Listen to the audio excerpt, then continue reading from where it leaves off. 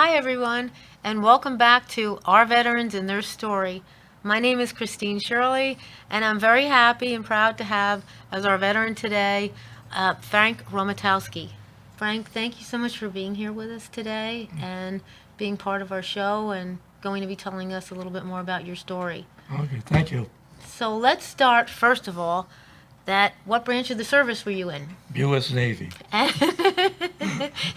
And what years were you in the Navy? I was in October 50 till August of 54. So you remember your months too? Just about 4 years. They let us out 2 months early. They did? Why Yeah. did they let you out early?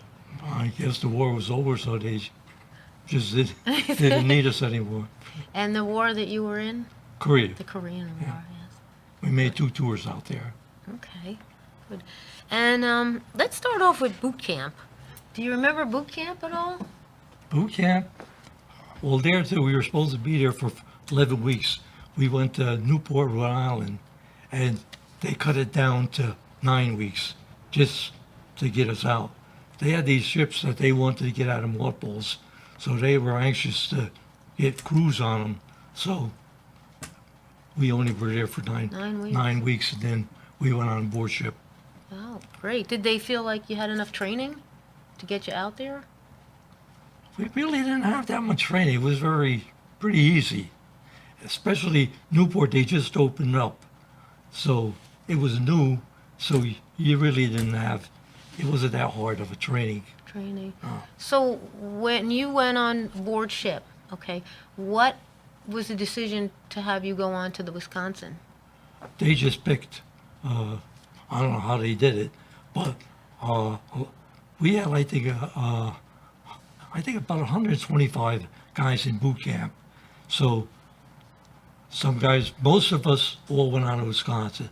Some guys went on other ships, but most of us went on to Wisconsin. So you had quite an adventure on the Wisconsin, yeah. from what I understand. When we went on board, the ship was in dry dock then. They were taking it out of mothballs. And this was where? So it was a mess. There was a lot of yard workers doing things, and then we came aboard, and we had to do down the engine room, taking the machinery apart, getting all the preservatives out of everything, and after we did that. That was then your first day? Your What? first day? The first day? Mm-hmm. No, the first day was just assigning different guys to different engine rooms or wherever they were going to work. Not everybody went down engine room. You had some guys going to fire rooms. Some guys went into ship service. You had yeomen, you had cooks, you had guys went into laundry or on the deck force.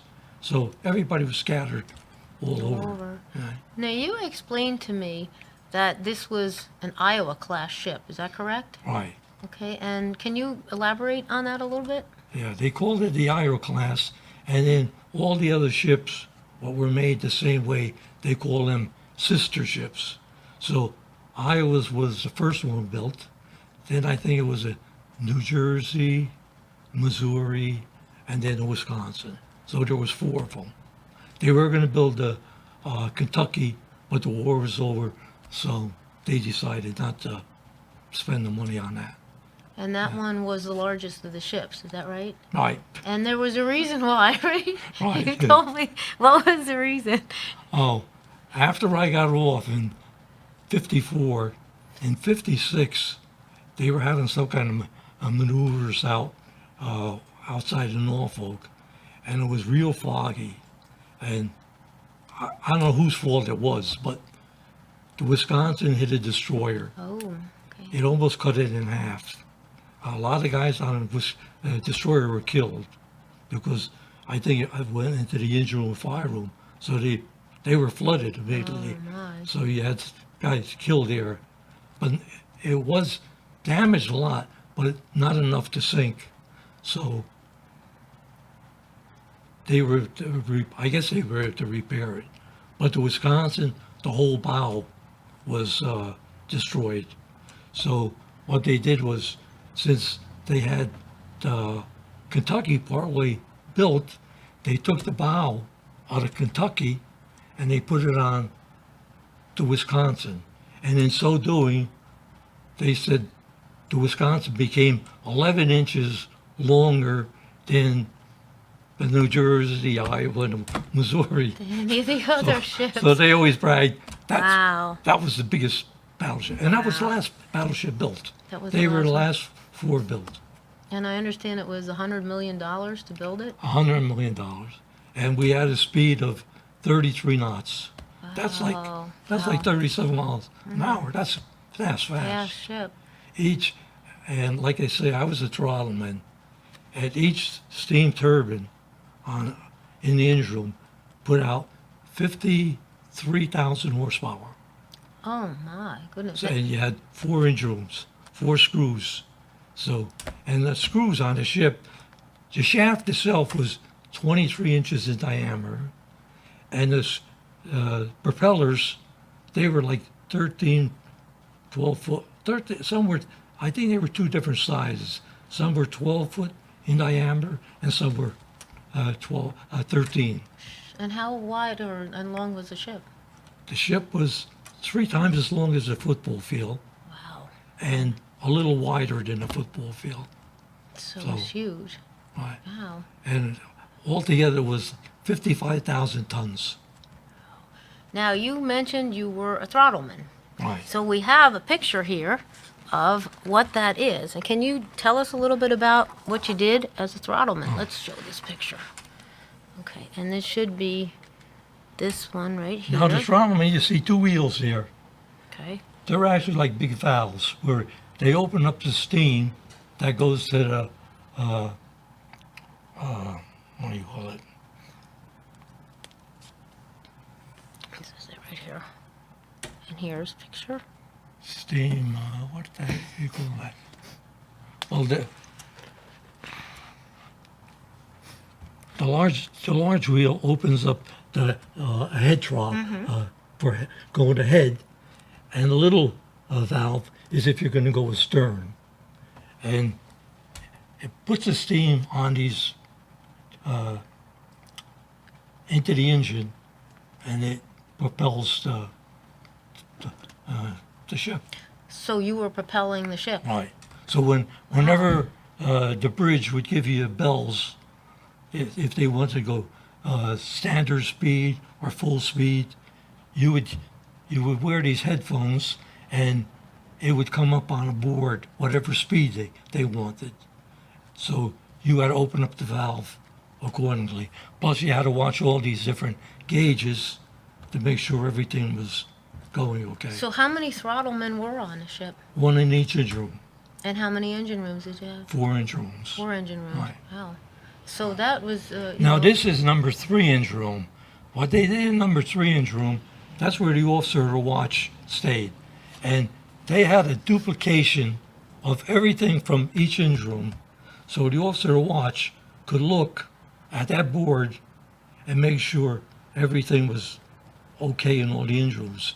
And if you got a bell and say they wanted to go to 150 RPM, he could see how fast you're doing your job, or if you're not doing it fast enough.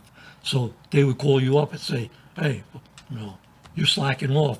What's the matter?" Wow. So then you spent most of your time in that area, in the engine room. In the engine room. Did you come up on deck much? Usually when you went to chow, or just to get some free air, you go on deck, walk around. To walk around a little bit. More or less, our sleeping quarters was in the back of the ship, where they called it fantail. So we slept 1 deck below the chow halls. So, Oh, and in that area there was everything. There was a guidon stand, there was a barber shop, stores, and where we ate, and all the cooks were in that area. So everything was more or less in the back of the ship there. so that was. So that was one of our main areas we stayed in. So I'd like to show everybody a picture too of you here. This is M Division, right? Right. Okay, and where are you again? Show me where you are. Where the heck am I?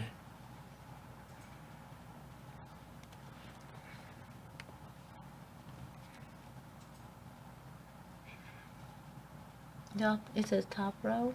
You said top Here I row. am. There we go. Okay. Right. So can you zoom in on that? And this is Frank in the picture on the top row. Okay, there's a mountain behind you. Where were you guys? I think that was going to Korea. On to Korea. Yeah. So that's what I wanted to find out. Now, one question I had, I hear them call the ship whiskey. The whiskey, they Yeah. called it, yeah. What does that mean? What is whiskey? It's just short for Wisconsin whiskey. Whiskey, yeah, because I heard that when you gave us the DVDs to take a look at. So you were on board ship, you were working away, and your title was what? I eventually became third-class petty officer. Petty officer. Right. I took a test for a second, but for some reason, I wasn't given it. So as a petty officer, were you in charge of other men? Well, that's the first time there's a third class, second class, and a first class. The third class is, just above fireman, so you didn't really give that many orders. Once you became second class or first class, then it was, you did more. What was funny about that is when a bunch of us from boot camp, we all took the test and we became third class, we came down to the engine room and we figured we were going to sit around like the other guys, take it easy. So when we got down there, we had a chief from Alabama. He was a career man. And most of us were from New England. So when we came down and we told him, hey, Chief, we're all third class now. He says, third class don't mean nothing down here. Do what you were doing before. or he was a rough guy, I'll tell you. But he would make us work while we were on watch and even between watches. Oh, wow. Wow. Everybody wasn't happy down there. We had one guy, he wanted to get out of there. And once you start making too much of a fuss, you get yourself labeled as a troublemaker. And once that happens, then you're in big trouble. He wanted to even put in requests to get out of the engine room. What happens there? The first guy who gets the request is the chief. Oh. If he says no, right up down the line, it was no. So he couldn't get out of the engine room. He was from Connecticut. So then he put in for hardship. He wanted to get out of the Navy. He didn't like it at all. So they denied him that. So eventually what he did, he pretended he was gay. Oh. They gave him a discharge, convenience to the government. Oh. So he got himself out. he got his wish. What they did when later on, the Army might have grabbed him. I don't know. Well, we have another picture here. This is an actual picture of Frank. It says engine room number 4, 1952.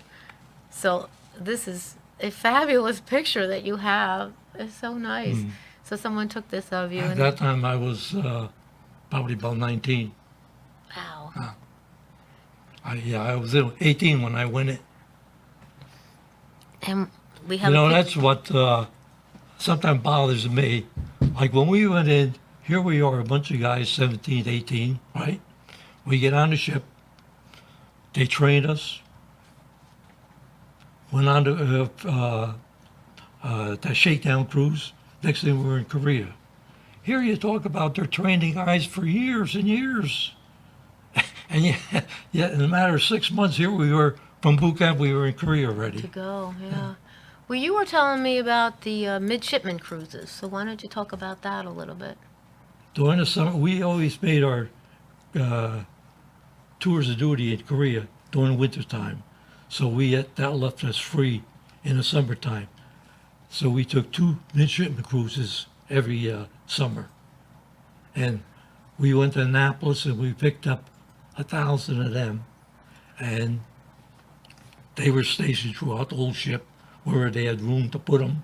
And we went on the cruise for about a month.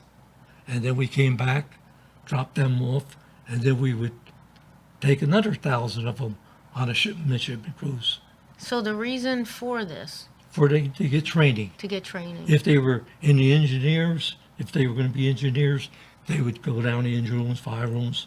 If they were going to navigation, they went, topside and wherever, or gunnery, whatever they were specializing in, that's where they were. But they did have the whole run of the ship. So there were how many men on the ship originally? 1,500, And then you added another 1,000 1,000. on top of that. And there was Yeah. plenty of room to There house was a lot of everybody? room. They had them sleeping in chow halls and every place else. Wow. And so when they came on board, where did they go? Where did you sail? Well, on the first trip we went to Edinburgh, Scotland. Then we went to Cuba. Then we went back to Annapolis, dropped them off. Then on the second one, I think we went to Halifax, Nova Scotia, Oslo, Norway. Then we went down to Cuba again, and then back to Norfolk, So and the, Annapolis to drop them off. so we do have some pictures in here of the midshipmen. Let's see if we can find it in here. Let's see. That was the one in I front. think in the front? Okay, Yeah. let's take a look in here. Oop, that wasn't it. Okay, let's see. Oh, here they Here are. they are. Okay. Yeah. Let's show everybody. This is what the midshipmen look like. And these are basically the people from Annapolis, Yeah. Maryland, okay, training to be officers. Uh-huh. Okay, and they have, and what's the intent of the blue or black stripe on their hat? I guess The you sailor just hat? identify them as midshipmen. As the midshipmen. Okay. All right. So, what kind of adventures did you run into here? Adventures? Yes. What happened here? I mean, you're out to sea with all these midshipmen, and what? Tell us a little bit about some of your adventures. With them, you talk to them once in a while, but you really didn't mingle that much. How about in Panama? And when we went through the Panama Canal, we had maybe about 6-7 inches on each side. They built a battleship just big enough so it was able to go through the canal, and that was like a all-day affair. So when you were on the throttle, when you were going through there, you were busy because you were stop, go until you got out of there. In fact, it was so tight, a lot of times we would be hitting the side of the Oh, you canal did. even. Yeah. Wow. So that must have been pretty scary going through there. No, it wasn't too no. bad. It was like an all-day affair, though, because you had two sets of locks there. You had one set of locks, then you had that big water area, then you had another set of locks. Wow, it's just amazing. And then I know that you spoke to me a little bit about USO shows. The what? USO shows that you had. Oh, yeah, we had the once Amblite. The kids Actors. nowadays, they probably don't know who Amblite is. They probably never even heard of her. Who's that? Well, she was an old movie star. At that time, she was popular. So she came aboard once. And then when we were in Korea, Cardinal Spellman from New York, Oh, he used to come aboard. I saw that in your book. Right, I saw at the Christmas pictures in time. your book at Christmas. Yeah, that's Yeah, it's amazing. That's amazing. And also, you crossed the equator. right. And before you cross the equator, there's an initiation to crossing the equator. So tell us about that. Well, at that time, like I said, at that time we had the midshipmen aboard. So that was an all-day affair. They they had this whole tank of water. First they throw you in there, they keep putting you under water until you said you were, what was it, Pollywog? And, Pollywog? what was the other name? Oh, you're thinking of shellback. Yeah, your shellback. So then covered your head with grease, cut your hair with just a clipper. Then you had to go through a gangway of all these guys. They had these things, shillelaghs, and they would be beating you until Oh, you no. went Oh, no. through that yang. And that was your initiation Right. in the... Plus, you had they had one guy. He was supposed to have been the royal baby, and you had to kiss his stomach. Well, So they didn't have King Neptune on there, did they? they had They him had there King too. Neptune? Right, right. Okay, the ruler of the Right. sea. Okay, wow. And that was a midshipman cruise also. We took them down there. Oh, you did? Then we also had one where we went to Trinidad, Haiti. I think that was all. But every time we took a midshipman cruise, we always went to Cuba. Altogether, I must have been in Cuba about 20 times. Wow, wow, it's a long And time. that was just base liberty. What they had there, if you wanted to play baseball or something, you could do that. But most of it was they had these little huts built where you could drink beer, and everybody just more or less sat around drinking beer. If there's any old sailors, they probably know the kind of beer they had there. They used to call it Hatui. On the can was a picture of a one-eyed Indian. Oh, I don't know. Wow, wow, that's pretty amazing. But I'd like to take a look at your medals, if we can. Maybe we could just bring that over, Frank, and you could just describe it to us a little bit. There we go. And there's Frank, Yeah. right here. Yeah, I'm a Great third. picture. I'm a third class there already. I think this is a UN or a Korean medal, good conduct medal. I think there's another Korean. I think one of these from You have a distinguished service Yeah. medal. That's New Jersey gave us one medal, and this is another Korean medal. And what do they mean? Can you describe them a little bit further It's just what action you were in, during the You course got it. of the war? and Wow. I even got a good conduct medal. I don't know if I deserved it. It sounds like you did. Like I said, when we were on our way to Korea, one of our last liberties before we got there was in Hawaii. So a bunch of the guys from the Inns room, we went out together, and I don't know, the cabbie says a good place to go is this tavern, Pearl City Tavern. So we went there, and something happened while we were there, because when I went down the engine room in the morning, I went up to lift up the coffee pot, and I had some pain in my hand here. Oh no. So I went down to sick bay. They x-rayed it, and they said, "Yeah, you got a broken bone here." So they put my hand in a cast.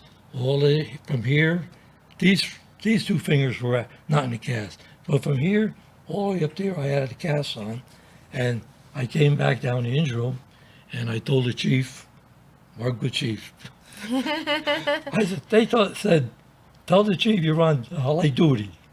So I went down, told him, "Hey chief, I'm on light." They said to put me on light duty.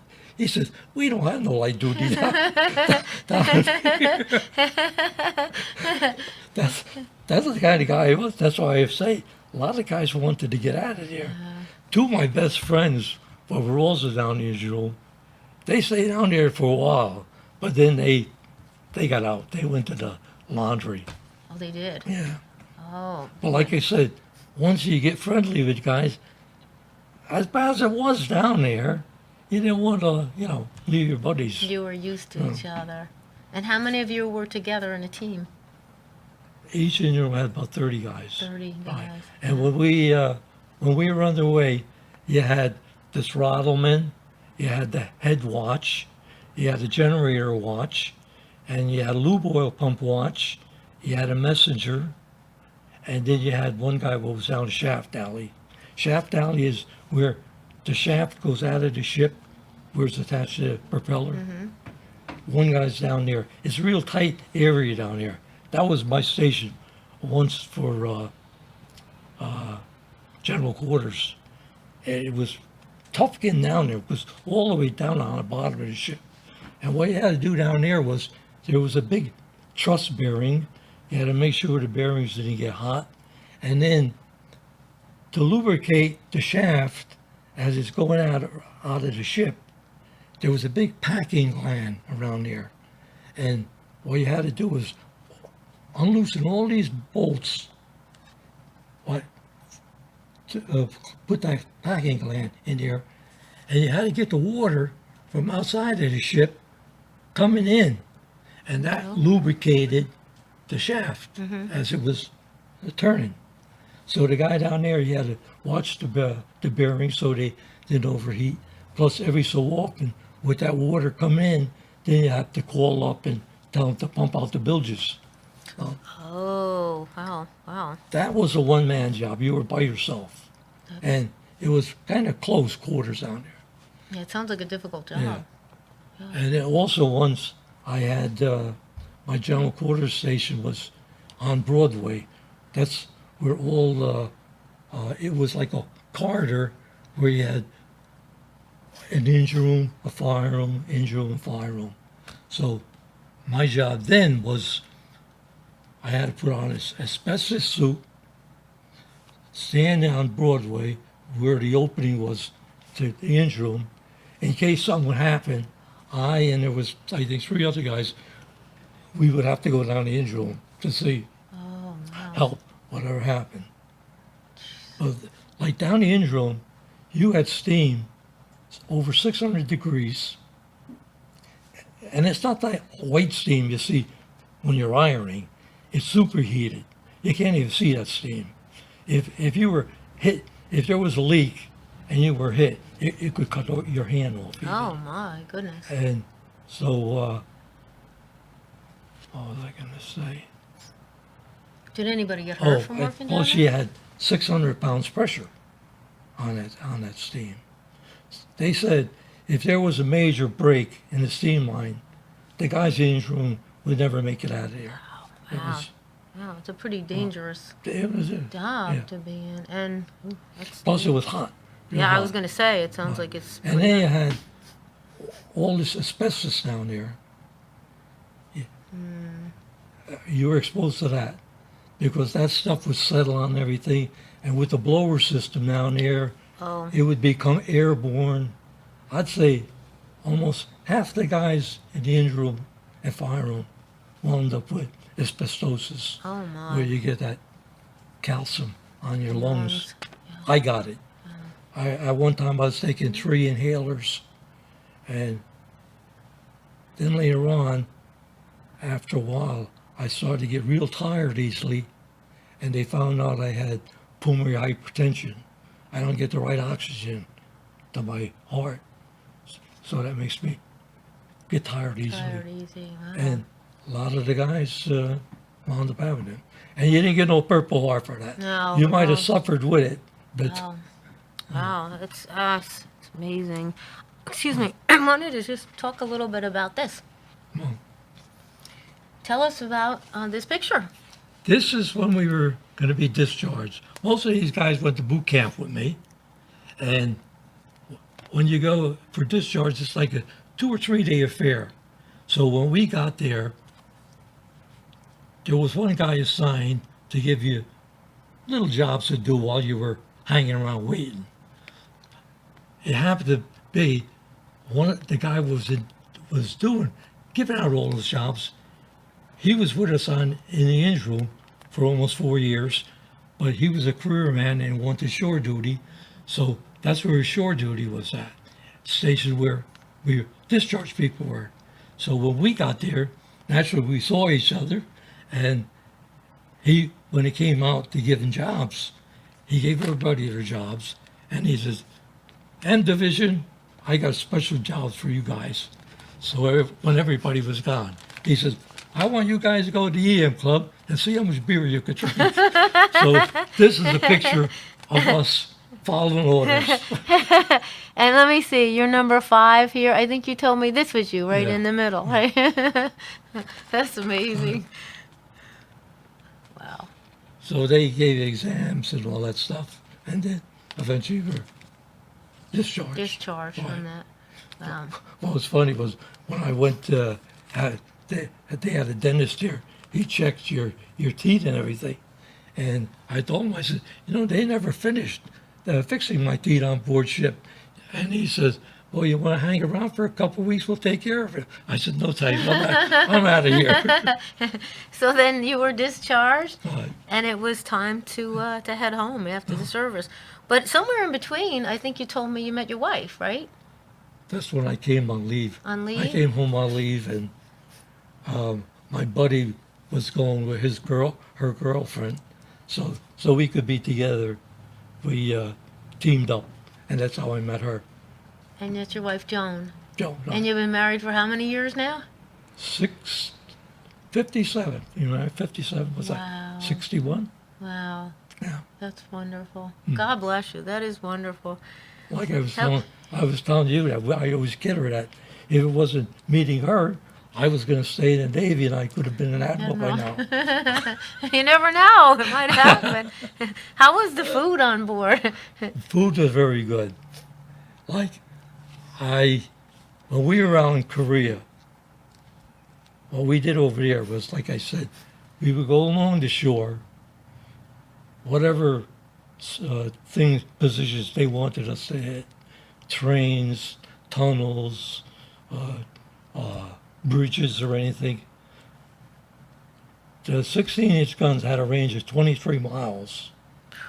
When that projector to left is about 2,000 pounds, they put 250 pounds of powder behind it to get it to go that 23 miles.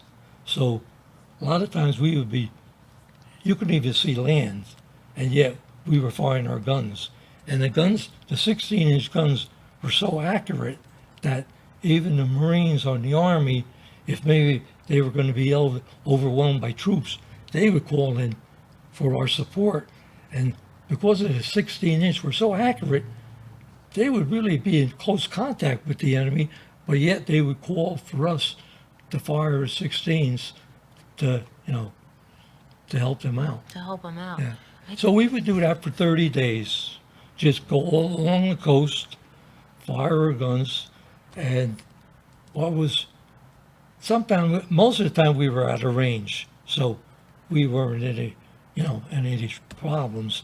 And really it was easy for us because we didn't even go out have general quarters. It was more or less everybody was doing their job. Wherever they wanted the guns fired, the guys used to be on shifts, so they weren't there all the time.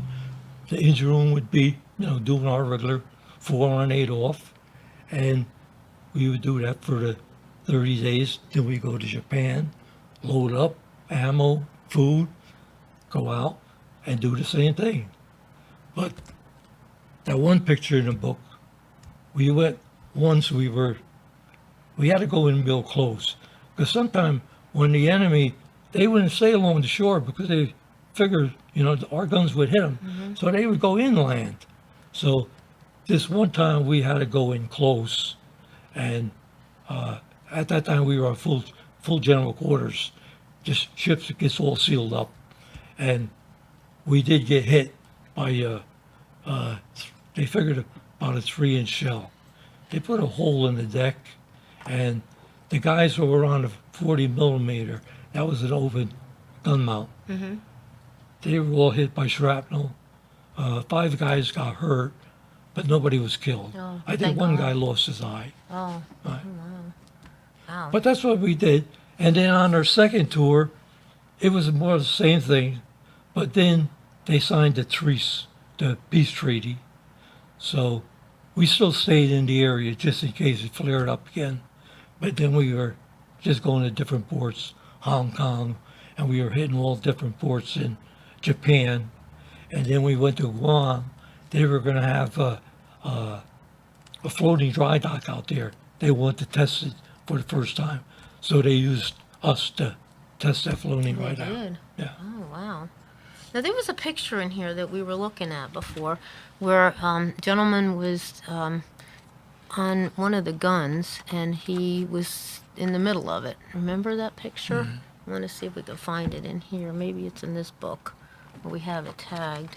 Is that the first book? Yeah, I think that was in that No, I one. think it's in this one. Is it? I think we marked it here. Let's see. Could this be it? There it is. Okay, that's the one I yeah. wanted to talk about. Let's show the camera. There it is. You see it? Tell us the story about that. Yeah. It hit on the second deck, I think, near the officer's barber shop. And they figured that was like about a 3-inch. And that was the only time we were hit. That was In it? fact, they says as much action as Wisconsin saw during World War II, it was never hit then. Even with all the kamikazes and all that, it was never hit. Never hit? That was the first time it was hit. Wow, wow. Okay, so then you get discharged off the ship. And Yeah, what we year had was to- that? Oh, one thing I was You going want to a say story? about that, about, how fairly easy we had it in Korea, being in the Navy. The guys on the land, the Marines and the Army, they had it tough Yes. because it was very cold out there. They told us if we ever fell overboard, a matter of 2 minutes, you were finished. And I know I had some Marine friends who were out there at the same time. They were sleeping outside, and they didn't have no warm bed to sleep in or hot food and all that. So you feel sort of guilty that you had it so good. Yeah. Well, the Marines are a tough group of people, so they very tough, very strong, and you all guys, all of you, did a fabulous job. I mean, from what you're describing to us. But let's talk about now. You off the ship, and you're ready to come home. So what was it like back then when you came home? There was no parades, that's for sure. When I came out in August of '54, myself and this other guy who went in the Army at the same time, we started looking for a job. We looked at every place, well, it looked like a factory. Nobody was hiring you then.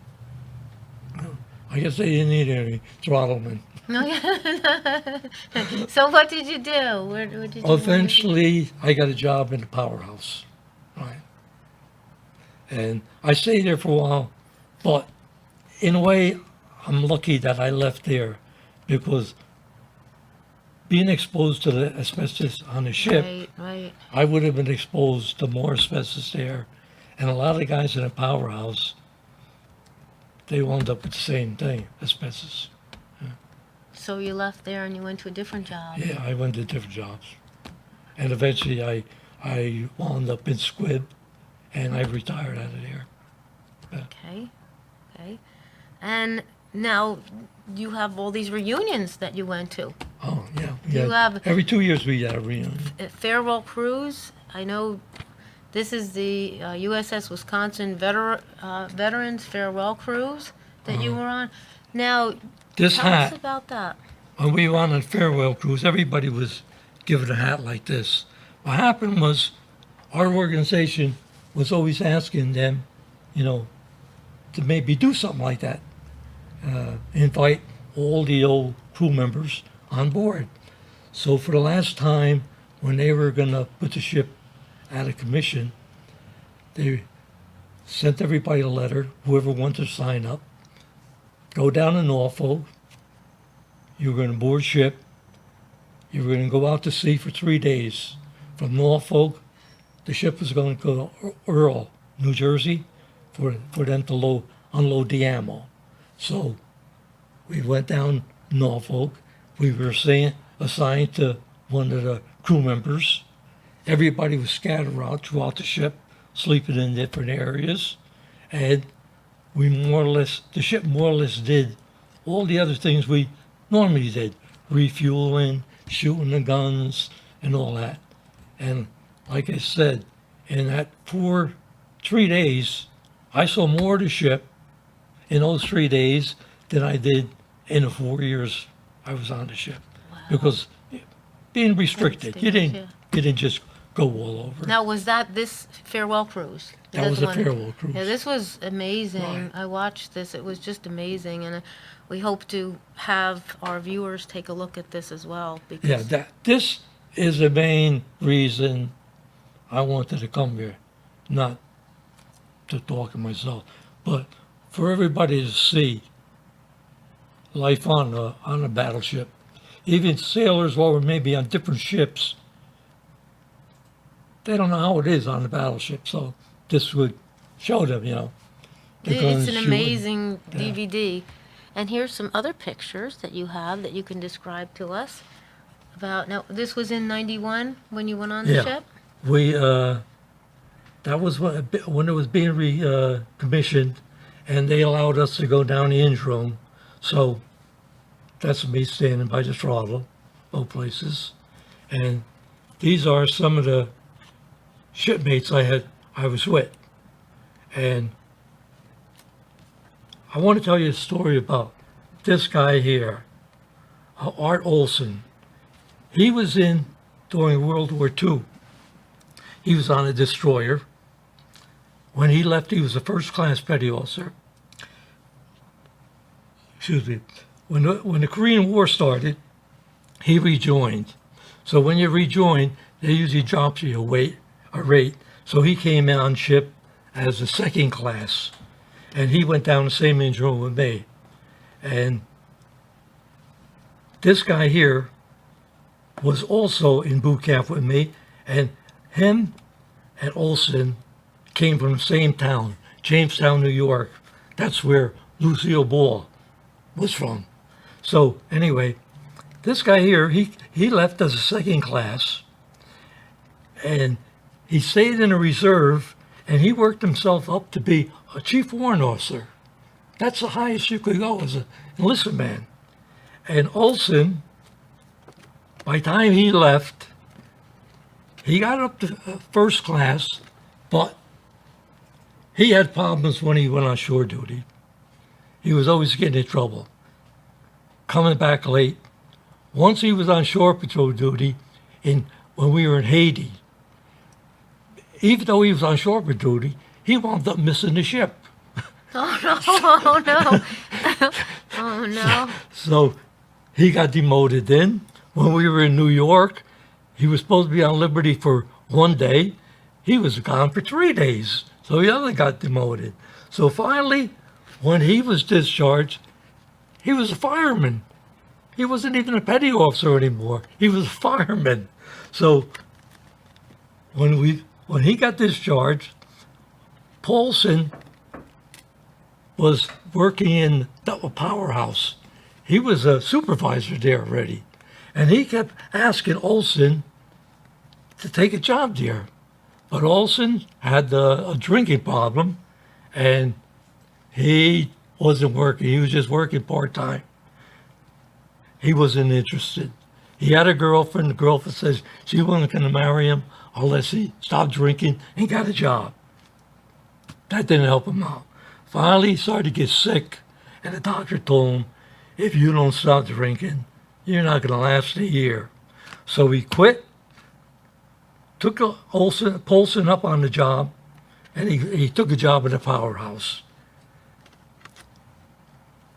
When we were on ship, like I said, as bad as he was when he was off ship, but when he was on ship, he was always in the library, always reading. He must have been one of the smartest guys on ship. So after he took the job, he went to college, took some courses. He eventually became the plant manager on a powerhouse above Paulson. Wow! He Wow! was Paulson's boss. Wow! That's amazing. Wow! Goodness! Wow! And then here's some other pictures here on the back. Yeah, that's down the engine room again. The engine room. Yeah. Now these were firemen. In the engine room, we also had 2 generators. So we not only ran the speed of the ship, we also supplied the electricity and the power. Wow. So each engine room had 2 generators also. So I want to ask you about the reunion, the farewell cruise that you were on.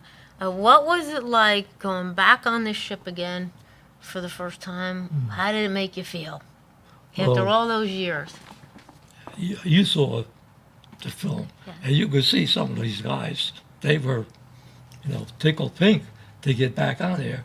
When you're on a ship, that's your home. You sleep there, you eat there, you work there, and you're so close with all these guys. That's where all that brotherhood comes in with servicemen. So, with a lot of the people that you knew, were they on the same cruise? Oh yeah, They were. yeah. There was, So you got to see them again. yeah. So do you see them every couple of years? We usually went to all the reunions. There was maybe about 12 of them every 2 years. We used to have it in different places all the time. But now, because the ship's in Norfolk, they have all the reunions down there. And the last two, because of my age and I don't like to drive anymore, I miss them. You missed the reunion. I'm got to the point where I don't trust myself driving that distance. But you still stay in touch with each other? Yeah, Yeah, but a lot of them are died off already too. Like World War II, there's very few left. And even Korea, like I'm 86 now, so. You're still young. You're so still most- young. Yeah, but You still. Well, is there anything else that you might want to add that maybe we haven't talked about? I think we just about covered everything. Covered eh? everything?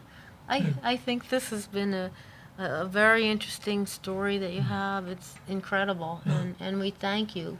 Yeah. so Like I much. told you, I don't want to come off as any kind of hero. I just served my time. There were a lot of things I didn't want to do. There were a lot of things I was afraid to do. And you couldn't say, no, I don't want to do it. Like all servicemen, they were all in the same boat. We didn't like what we were doing, but you had to do it. Well, every veteran is a hero. Yeah. That's That's what what I I say. think. People, when they